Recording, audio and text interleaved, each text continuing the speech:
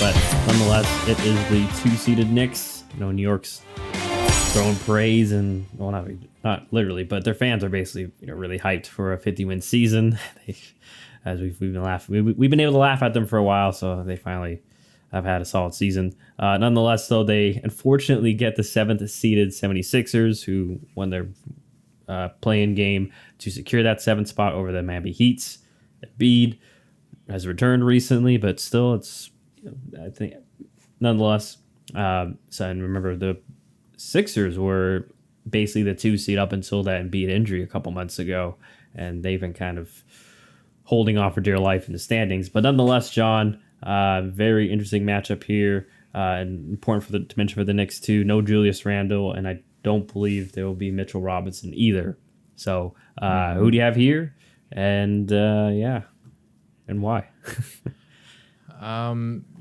Maybe this is me being quote unquote spicy again, but I'm taking Philly. I'm only saying that because it's number 7 versus number 2. But when you actually look at some of the stuff, like, I don't really think that Philly should be the underdog. Like you said, no Julius Randle. If a hypothetical issue ever comes up with Jalen Brunson, the Knicks are screwed. Like, they have nobody else after that. Like, Jalen Brunson is literally their offense. And so one big problem that I have with the Knicks going into the series is that when statistically he's off the floor, their numbers crater. Like, it's terrible what they can do on offense when he's not playing. And I'm not saying that, Jalen Brunson's going to get hurt or anything, but, like, they can't sub him out, because if they do, then the Sixers are going to start going on a run because they can prevent the Knicks from scoring the ball whatsoever. So he's going to have to play the whole series, which doesn't bode well considering that this is a Tom Thibodeau team where, the Knicks have always had problems when it comes to, keeping people healthy throughout the season because they like to play them a ton of minutes, all those kind of things. So I don't know. I just feel like the Knicks are in a bad situation with Julius Randle not being there. And then for the Sixers, you got Joel Embiid, although he didn't look like he was fully healthy against the Heat in that play-in game.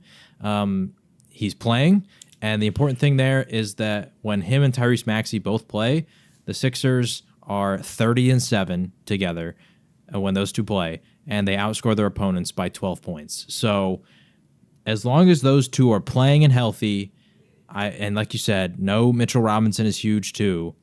I don't know.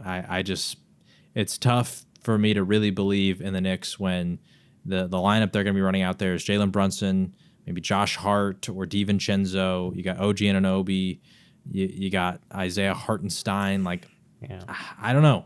Like, we've seen in here. I don't want to say the Knicks are bad because, like, they're the 2nd seed for a reason. We've seen them do it throughout the whole regular season. Like that. Those guys have balled out so far. I don't want to take anything away from what they've been able to do.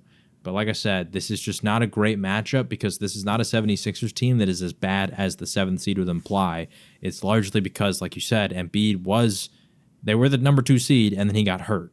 And, even once again, like I mentioned about the West, the gap between the Knicks and the Sixers is only 3 games. It's 50 versus 47 wins, and that's with the Sixers not having Embiid both Embiid and Maxey because, there's different points throughout the season, but for like half the year because they only played 37 games together. So, yeah, I'm going to take the Sixers here to win as well. I think I'm going to take Sixers in 6. Ooh, interesting. That's funny. Yeah, I'm going to agree Sixers in 6. Like you already alluded to, I'll highlight some of the points. Like, obviously, no Mitchell Robinson. You mentioned Hartenstein. He's solid, but once again, Embiid, very adept at drawing fouls, being physical. So he's likely, So big question is, who is even behind him? I don't know. And you mentioned perfectly about how once Brunson's off, there's no one else that scares you. That was Julius Randle time. That was the beauty of that. Right. And unfortunately, he's out. So I just feel like the Sixers have a few more answers. Tobias Harris still there.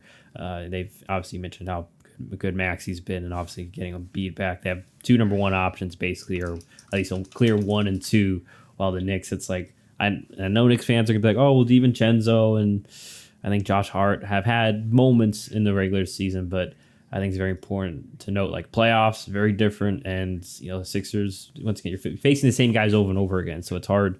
The Sixers teams are going to know what spots you like and such, and especially with those two guys not being as accustomed to probably taking on the main load of being number 2, number 3, night in, night out in the playoffs. It's going to be hard on top of, like I said, on top of figuring out how they're going to slow down Embiid without compromising other parts of their defense, because Philly's got solid shooters, and also Buddy Hield, Oubre can have a night where he gets hot, and obviously Maxey. Yeah, just also off that is a painstaking headache that just feels like not currently solvable for the Knicks in their state. But I think it's a very good point you mentioned. I should have let off with that. Really, is like we got to throw the seedings out for the most part. For most of these series, there's maybe one or two. Definitely, I'd say one series right now. But even then, who knows? But that where you can. It's just been a very tight year on the standings, honestly. It is. It's very good general quality of basketball, you could say, especially for both conferences. Because I remember, a lot of the times when we grew up, it was the West was always a pretty much like this, or what is now a battle to the final day. While back in, I think, like 2010s, the East would be like LeBron and then like two other relevant teams like the Pacers, and then like the Hawks, and then everyone else is like fills in.